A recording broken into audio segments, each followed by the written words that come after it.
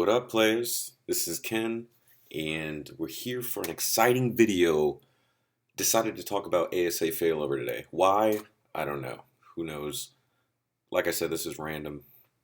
The whole channel is random, and my blog. At least it has to do with IT, right? That's basically the point. And you're here to learn. So, ASA failover. These are the topics. I figured I'd just start posting what exactly the scope of the video is. If you're watching this video, if you came across it on YouTube and you're hoping for configuration, don't. Go to another video right now. I don't want to waste your time. This is going to talk about the concepts and the recommended topologies and how it works and what mechanisms it uses to work. So I noticed that there are a lot of configuration videos out there. So I said to myself, I'm not going to waste my time trying to show you how to configure this. And a lot of the configuration videos actually don't explain how exactly it works and the concepts and the topologies. They just tell you, okay, this is how you set it up, and they don't really go into the deeper meaning of it, everything. So when you watch the configuration videos, you're like, oh, okay, this configuration is actually pretty easy, but you actually have to know what's going on in the background and what you're actually doing, because who knows, although the stateful failover or the stateless failover may work, maybe there's a better way you can do it. Maybe there's a Cisco recommended way you can do it. Although the Cisco recommended ways of doing things is not always feasible and whatever. It depends on your environment. But let's get started. So we're going to talk about what is failover. We're going to talk about stateful versus stateless failover. If you're at this point in a firewall, you probably already know what a stateful firewall is and a stateless firewall. Kind of the same concept, but we're going to be talking about what role it has in the failover side of things. It's kind of the same, but it's completely different, if that makes any sense. Common topologies that are out there that I've personally seen and of course learned about, and then we're going to talk about failover times. I don't have exact failover times for everything. I'll put a link in the description that will give you more detail. It's like a CLI. I mean, it gives you every detail, every timer out there. And we're going to talk about Cisco recommendations, which are always fun. This is what Cisco recommends: buy more gear, pay us money. So, all right, let's get into what is failover. All right, so I figure I just draw a simple diagram here, and let's see here. Hopefully this works just fine. Okay, so let's say you have, oh, by the way, let's call this ASA failover. So, all right, cool. So let's say you have primary ASA. All right. The whole idea, of course, of failover is to have redundancy in the network. All right. So how about that? All right. So you have primary and you have sec ASA. All right. And you may have like a switch down here, and we're not really worried about what's below that. All right. So primary, secondary ASA. Normally, if you're thinking in terms of like a VRP or HSRP or anything like that, this is a little different in the way it works, but it's kind of the same concept. You would have to be plugged into both of these. You basically always have to have a layer 2 device when you're talking about failover, because that has to do with the ARP table. So let's just say, you know what, let's just draw a PC down here, or something of that nature. All right, little PC, happy face PC. All right, so generally, if you had one firewall, let's say this was gone, if you had one firewall and that goes down, of course, traffic won't be passed at all. So what do you have to do for, your boss comes in and he's like, hey, look, I need some redundancy in the network. These ASAs go down pretty often, and I've seen them personally. I mean, equipment's just going to go down. It's just the way life and no one can control it.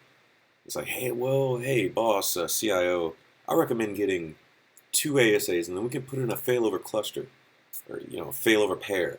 We have a primary and secondary. He's like, great, you're a genius. And then, he proves their rec, and he's like, all right, here you go. I'm so glad we got you on board and hired you in the first place because you're so smart. And then you got these 2 ASAs at your desk, and you're like, how in the world do I configure this? Or maybe you know how to configure it, but you don't really understand what's going on behind the scenes, and you want to learn a little bit more about it. And yeah, so normally what you would do in a very, very simple topology is this. This primary ASA and this secondary ASA have to be linked somehow, because what you have is two different, and I'll write it off to the side. You have a failover link. Wow, it's lagging, sorry. And then you have a state link, which is optional. And that's when we talk about stateful. But let's just talk about failover for now. So generally what you would do is you would have one interface connected here. You configure the IP. And then you would have one interface connected to here, configure the IP on the ASA. And this has to be, of course, on the same network. You're probably like, well, you can't really have that. Well, you can if you have a primary and secondary, and you have what we call a failover link like this. So one is always active and one is always standby. By the way, we're talking about active standby. We're not talking about active here, all right? So specifically active standby. So you have this failover link, and this basically sends, hellos and all that good stuff to make sure that this guy is good to be the primary and this guy is good to be the secondary. So that link always pretty much needs to be up, or bad stuff can happen. So if this guy goes down, the primary failover traffic is going to flow, and it's going to tell this guy, hey, look, you need to be the primary.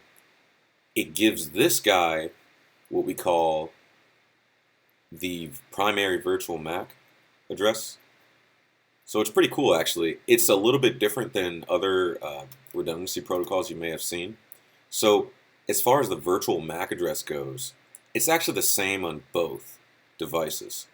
So the MAC address is the same on both devices, but one is not being used, of course, and that would be the secondary ASA. So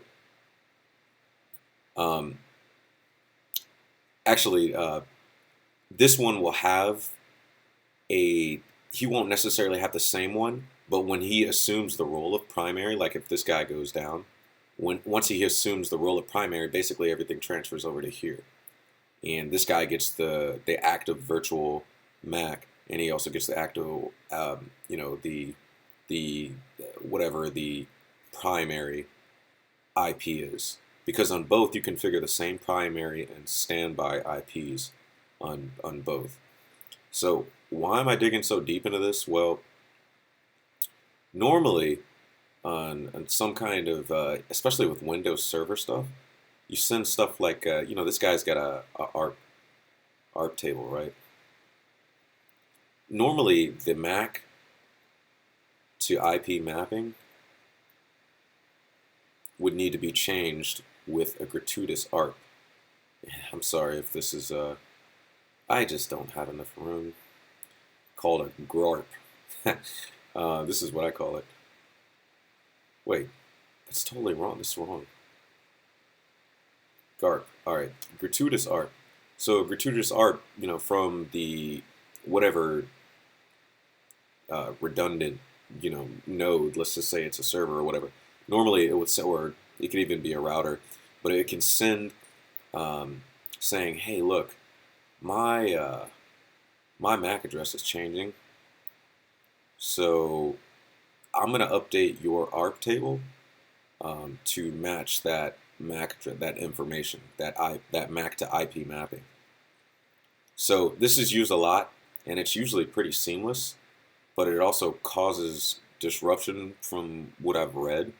It can cause disruption when you're doing gratuitous ARPs. So the best thing about the ASA failover is that it doesn't need to do a gratuitous ARP in multiple context mode, which is default.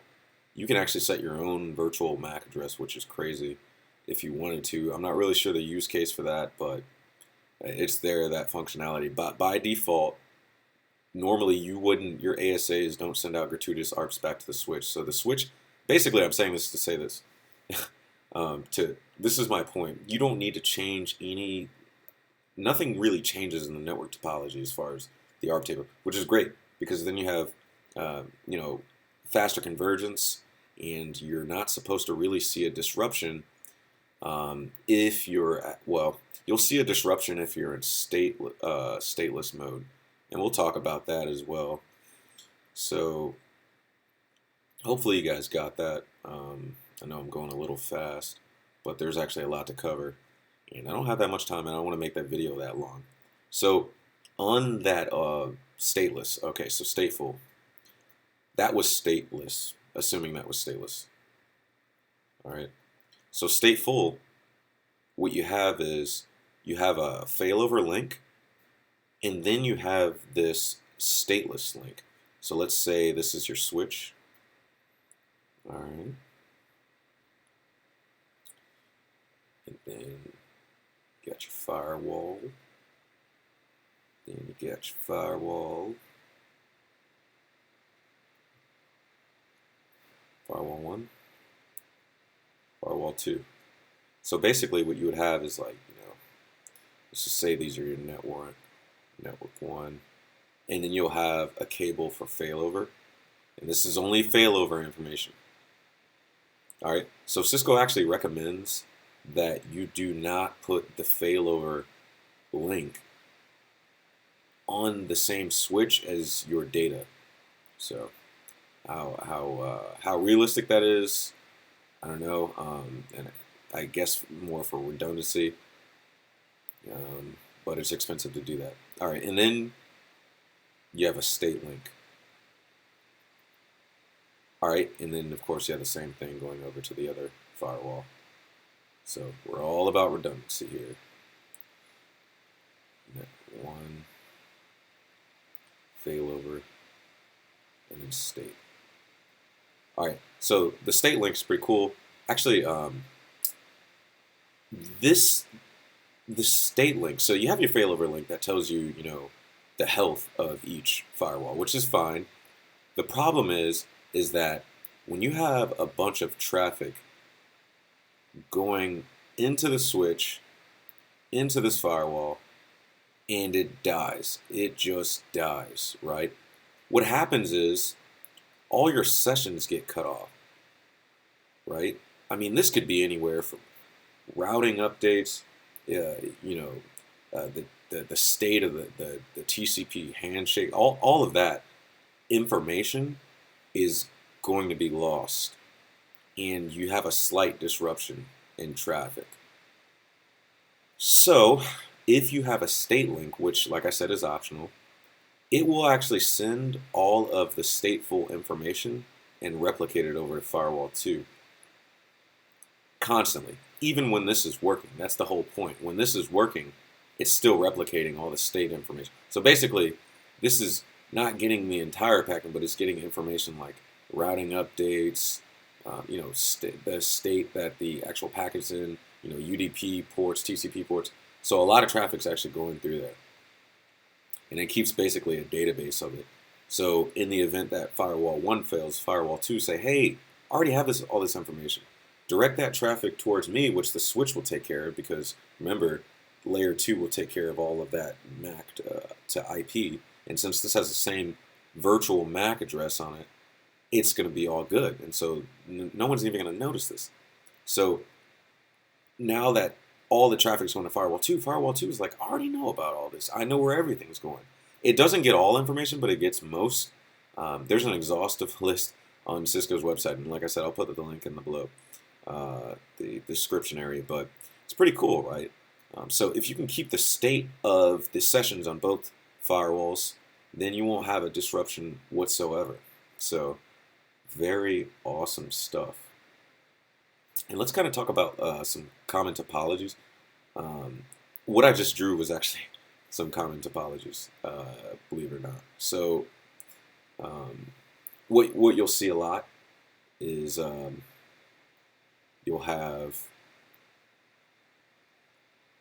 you know, firewall 1, then you'll have firewall 2, and I kind of already drew this, and then you'll have a switch here, and then you'll have a switch here.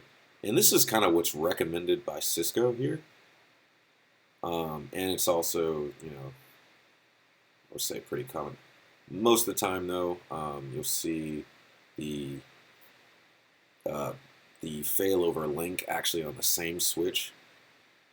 So bam, bam, bam, bam. Say this is net. Let's call this outside.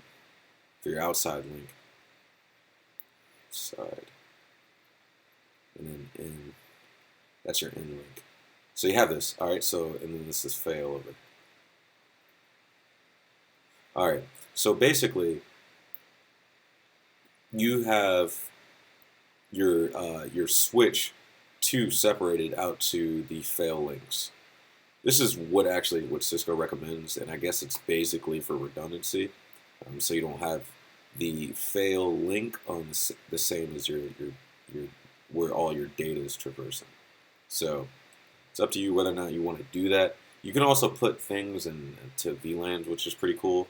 Like they recommend creating, let's say that you wanted to create redundancy, or you basically, remember I said that you need to create some kind of link to the 2 firewalls, right? So if you have firewall 1, firewall 2, and this is active and this is primary, basically you can create a port channel, ether channel here between these 2, right? And this is basically going to be for state link, and then failover information. So failover information and then the state information. So it's recommended by Cisco to do this, I'm guessing for 2 reasons. One reason is if one link goes down on this, it provides even more redundancy, because remember, this is a port channel, and I'm guessing you'll be using more than one port, probably 4, bundle, or 2, or whatever. And so you use a bundle port, and then not only that, you get a lot of throughput. Now, this is, obviously assuming that you have quite a few ports on your firewalls. So how expensive that will get, yeah, you tell me. I'm not, I don't really look at the price, to be honest with you. A lot of Cisco stuff is very pricey, but it just always works.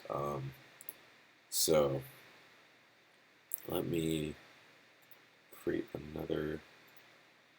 Jeez, how can I? All right, I'll just have to erase it. I wish I had a better program, guys. Trust me. And look, it's probably gonna lock up. Look, waiting. Why do I have to? Why is there loading for erasing? Like, what are you thinking about, dude? I just said erase this. Come on. Yeah, I feel that didn't do it. I feel like I did. Like, let me see. I'm a freaking Photoshop master, by the way. This is terrible. All right, look, I'm going to new. Okay. All right, and then you guys are seeing behind the scenes. Basically, oh no, wrong one. All I do is image size. Nope, wrong one again. Why? I'm such a screw up. All right, so I do like 400 pixels or inches or whatever. That's what she said. All right, so bam. All right, cool. So make sure we can write. Okay, cool. So for the failover timings, it's like around. I mean, I read this off of the Cisco website, but it's if the failover device actually loses power, and before it actually converges over to the secondary, it takes about 15 seconds for it to tell the secondary to go ahead and flip the switch on. Here's the thing though, that's really irrelevant when you're talking about STP. And actually, I kind of want to draw this out. So when you're talking about STP and then failover, this is when it gets a little bit more complicated. All right. So you have these. I keep drawing the same thing, man. So you have these, firewall 1 and 2 or whatever, and then you say you have a switch in the middle. All right. Or whatever. So this connects to this. This connects to this. So depending on what kind of port this is, say this is an access port, it's recommended that you actually put this this access port on port fast. All right, and why? Why do you do that? Because if this node goes down, basically it can take STP anywhere from 30 to 50 seconds to converge, to go from blocking to 40. All right, so quoting Cisco's website here, so I'm not getting this out of my ass. All right, this is what they say. How true it is, I've never been in that situation to where it even mattered. But yeah, it could take 30 to 50 seconds to converge. All right. Of course, if you put port fast on, it goes immediately from it doesn't have to do all the stages of a STP. Another thing you can do is that if this was a trunk port, let's say you were trunking your VLANs, you were doing some VLAN trunking from the switch to the firewall. Basically, what you can do is an access list that blocks the BPDUs, so the firewall won't get those BPDUs. And why would you want to do that? Why would you want to block BPDUs? Well, because spanning tree. That's just extra information. And yeah, it's just it's optimal. All right, if you had, and this is some cases because you can also have a loop as well. And there's a topology that's really great. Like I said, I'm going to link you, and it shows that loop. I've never been in that situation either, but it's possible. So you got to be careful with blocking BPDUs. So, and of course you do that so you get faster convergence. Basically, you can do either or. I mean, I know that so if you have trunk, there's a few things that you can do. You can, or if you have port fast, you can either you can screw with the STP timers if you're uber nerd. All right. Or you can block the BPDUs. You're basically trying to do the same effect of essentially disabling STP. All right. Because disabling STP allows for faster convergence. Convergence, probably not how you spell it. So that's all we're trying to do here. So when I talk about this STP, access list to block BPDUs when you have a trunk, if that confuses you, just know that the only thing that you're trying to accomplish is the fastest convergence possible. And because we talked about this 30 to 50 second deal, by default, if the port doesn't have port fast and you're in an access port, then it could take 30 to 50 seconds. So this may or may not be a problem for you, but if I'm just telling you that you can tweak it, to the T here, my friend, to the T. So let's create another one. Oh, this is so sad. All right, so let me show you another topology that is actually super, super redundant. And this is if you have Mad Money Dog. So you have 1, 2, I think. Firewall 2, 1, and trunk. Says trunk. And and then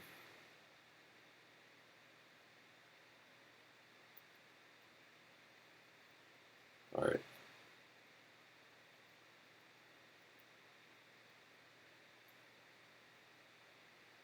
And you got, bam.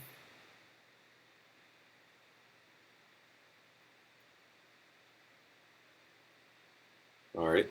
Yeah, all right. So right now what we have is two switches that are like handling the outside interfaces, and they're trunked. And then on the inside, you have a failover link. But then you have a second switch for standby failover. So this is like super redundant, dude. Like, you have problems if you want to be this redundant. All right. And then you got these bad boys down here, these switches inside.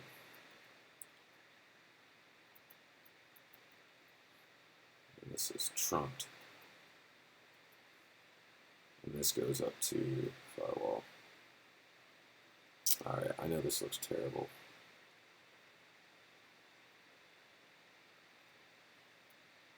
And this is a topology that's just on Cisco's website. I didn't make this up.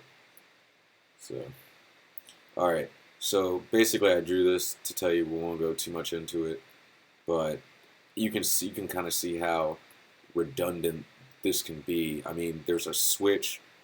They have a switch for the failover, but then they have a secondary switch for the standby failover. So pretty complex stuff. Now the configuration in this, I can imagine, could get confusing really quick. So I would suggest just writing everything down. Of course, mapping it out in Visio or whatever you like to use first. So I think that's pretty much it. Note that you have to be on the same major iOS versions. And I'm just going to go ahead and put need to be the same. All right. Realistically, it's supposed to be the same major version, but just keep them the same. Like, why wouldn't you? I mean, I've ran into problems where the iOS version didn't have a certain command that the other ones. So it'll give you a nasty error if they're not on the same version, and it won't work. Make sure you have the proper licensing as well. If you run show failover, it will tell you whether or not it will either say failover not configured or you do not have licensing. So that's a quick way to find out. You can also do show version, and it will tell you what you got, my friend, how much you paid Cisco for all that. So yeah, failover stuff, really cool. Awesome stuff. You can do the same thing for VLANs. It doesn't have to be just interfaces. So you can do a lot of cool VLAN stuff with this. It's awesome stuff. So, like I said, it's not. It's a little different from some high standby routing protocol that you've seen, which, by the way, is actually a routing protocol, believe it or not, and a VRRP as well. It's a little different. Like I said, it doesn't create that gratuitous ARP. There's no need. So there's no need for your MAC address table to get updated involuntarily, because the secondary ASA will assume the primary role, and then it will take on the IP address and the virtual MAC that one had, and one will take on the virtual MAC and the IP that two had. So that's kind of how it does. Very, very clever. So awesome stuff. Yeah. Next time, I think I'm gonna do a video on what I found for the Nexus development. Cisco now has a virtual machine that you can download, and it has everything a developer could love. So I'm already like getting in there and modifying some Java programs that link directly into the Nexus and allows ease of administration. So super excited about that. The video I'm going to do is probably short because, like I said, I just got it. last week, and I'm playing around with it. And you can do stuff in Java and Python, and it uses Eclipse, and basically uses the virtual iOS 3 images. The lab's already set up, the IP is already set up. They can already ping each other, so you don't even have to mess with the network stuff. It's just right straight to programming, and it's freaking awesome. But we'll get to that. Thanks for listening, guys. And if you have any questions, just let me know. Sorry if this was confusing. I can redo the video if you need to. Whatever. Later.